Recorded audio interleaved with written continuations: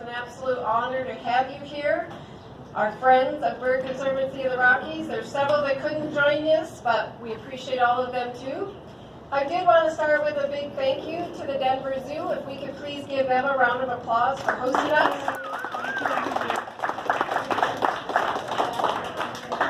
And also Taste Catering and Sean McNillis and his family for providing the generous food for us tonight so we can celebrate together and enjoy. So if we could please give them a round of applause as well. Thank you. So it's kind of neat as I stand here in front of you. 20 years ago is when I was fortunate to get hired for then Colorado Bird Observatory. And over the last 20 years, I've seen a lot of change. And I just want to appreciate all of you for helping us weather those changes and helping us be resilient. So thank you. Can you all please give each other a round of applause? And in that theme of resiliency, we're excited to have our Birds Forever Endowment Fund that was officially established at the end of 2018, celebrating our 30-year anniversary. And Ed Warner and Jackie Erickson provided a $100,000 challenge grant to make that fund possible. It's not very often when you give $1, you get $1 back, so it's a huge return on investment for Bird Conservancy. And I'm honored to tell you tonight we've raised $56,000 of that $100,000. Wow. And many of you have helped make that possible. I think that works. And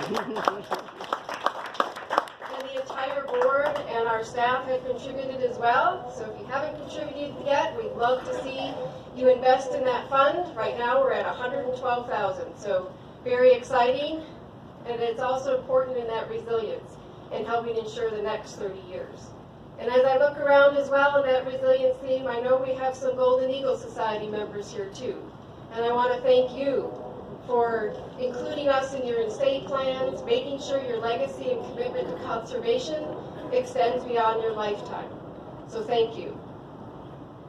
So tonight we gather here, again, the theme is thank you, for our Friends reception, for our friends who invest so much in making our work possible. I hope you realize how important your support and investment is to what we do. Because of you, we are leaders in partnering, collaborating, inspiring, and making new discoveries. You make it possible for us to connect people, birds, and land, and to make this world a better place for all of us. Because of you, we can serve as an inspiration point to nature, wherever people are on life's journey. We can help with their learning, their development, their growth. We can help with their health. We can also help with their sense of place and their nurturement. Whether it's a 4-year-old coming to our first camp, experiencing their first American robin, to coming out to the Environmental Learning Center, seeing their first penstemon, we're creating those future scientists, those future leaders. It's also working and bringing nature into people's lives in retirement homes, adding quality of life, and helping them feel a sense of place and feel believed in and valued. So thank you for helping us be an inspiration across the ages. Nature nurtures all of our lives wherever we are on life's journey. Because of you, we're growing future scientists with our partnerships with the Denver Museum of Nature and Science, with our schools, and more recently with Denver Botanic Gardens, with the Colorado Ballet and the Butterfly Pavilion. We're working with 7 schools in Adams and Brighton. These are Tier 1 schools, high diversity, high economic challenges. And we're focusing on K through 3rd grade. We're connecting birds, bugs, plants, and nature play through STEM education. And those are going to be our future scientists, conservationists, educators, leaders, engineers. You make that possible. You also make it possible for us to be leaders in conservation. You know we've been working on grasslands for decades. It's the core and heart of where we are. The birds are declining, the landscape's challenged, The landowners need help to stay out on the ranches.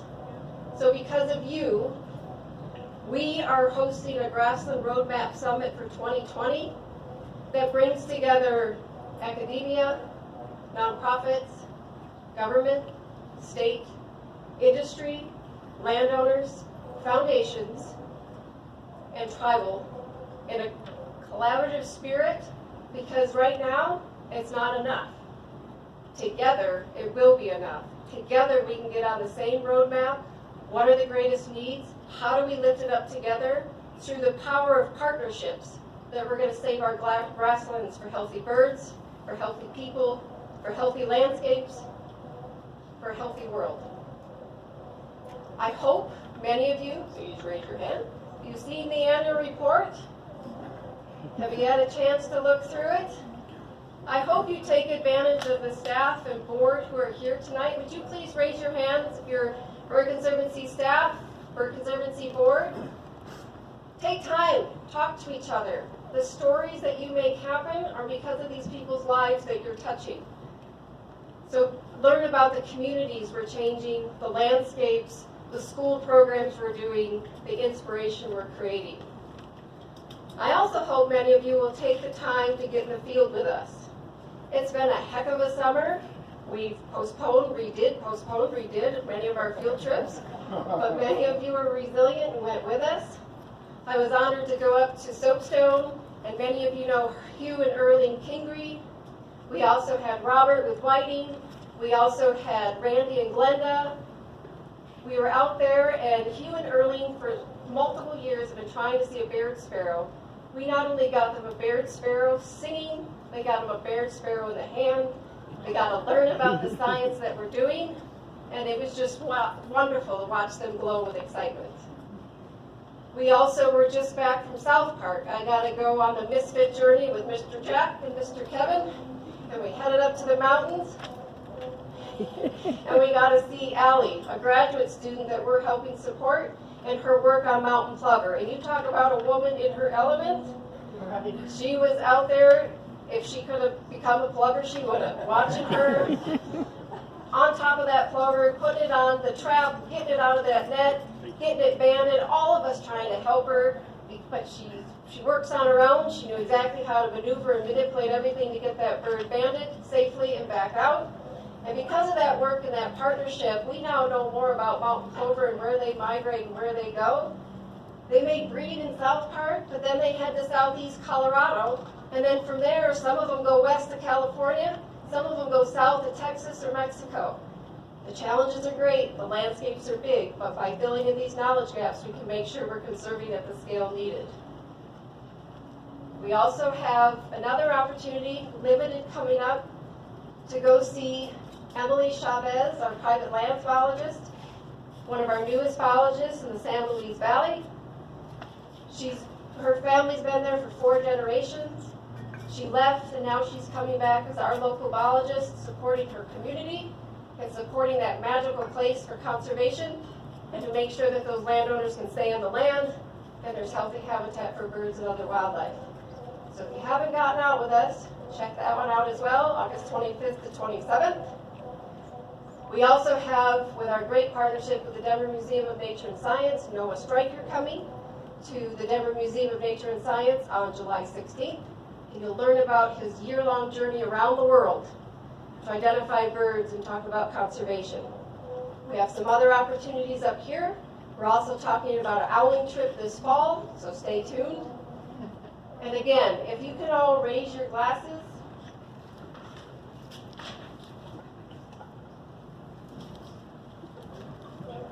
My plastic glass. This is a toast to you. For all you do, all you make possible, thank you. If you're having fun tonight, come out and join us October 18th at the Museum of Nature and Science for our fall fundraiser and gala. We'll head back to the 1920s and celebrate decades of conservation. Thank you. And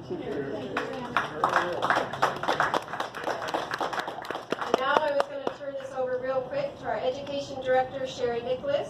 Sure. Thank you, Tammy, and thank you all for coming out again tonight. I get a very special honor that I don't get very often. As the director these days, I don't get to be the boots on the ground and out in the field as much as I used to, which means I also don't get to give the awards very often. So I'm very honored to be able to give this award tonight. Some of you may have heard about it at the barbecue for the birds, but I would like to award the Nelda Gamble Volunteer of the Year Award. This is a very prestigious award. It is based on a nomination, and it is based on folks that have given so much of their time, their talents, their knowledge to Bird Conservancy. And this particular individual has been giving it for, oh, I can do math, 7 years, just seamlessly. He's led field trip after field trip, program after program, and inspired hundreds, probably thousands, of children to be connected with nature, to become conservationists in the future, and to just keep moving on through the natural world. I am going to do a little bit of reading here because some folks that nominated him wrote some very special things, and I'm terrible at memorization. So here we go. This year's winner, we're going to announce right now, is Mr. Fran Haas. He's sitting over here. Come on up, Fran. We're so honored to honor Mr. Fran today. He has been quite the volunteer for our program, and there were many, many years where we could not have done the work we did without him. But now I'm going to do some reading here. No, you just stay there. So, Fran has volunteered with our education program since 2011. As an educator, Fran has inspired countless children through field trips, in-class programs, and educational events with his love of science and nature. His experience, passion, and love for teachable moments have connected students with the outdoors and inspired his peers. Those who nominated him mentioned that his unwavering commitment to educating the next generation of bird conservationists and enthusiasm for sharing his wealth of knowledge with students has helped ensure that our youth is educated and can also grow a passion for the birds and the outdoors. It's quite a feat. By providing support to fellow volunteers and staff, mostly staff, Fran has been an integral part of the education volunteer team, and always with an enthusiastic smile. Fran retired from volunteering with us at the end of 2018, and we will truly miss his positive attitude and encouraging presence. As the 2019 Volunteer of the Year, we hope Fran's legacy can continue to inspire others who work to foster a love for birds and nature. And there is a very beautiful plaque hanging up at the old stone house, so you'll have to come by and check that out with your name on it. Or maybe we'll bring it to you. That could be a fun thing too. The education team will just crash your house sometime. Could be a thing, right? Excellent, yes. So thank you so much for all you've done for us, Fran. All right, thank you all. Are we good?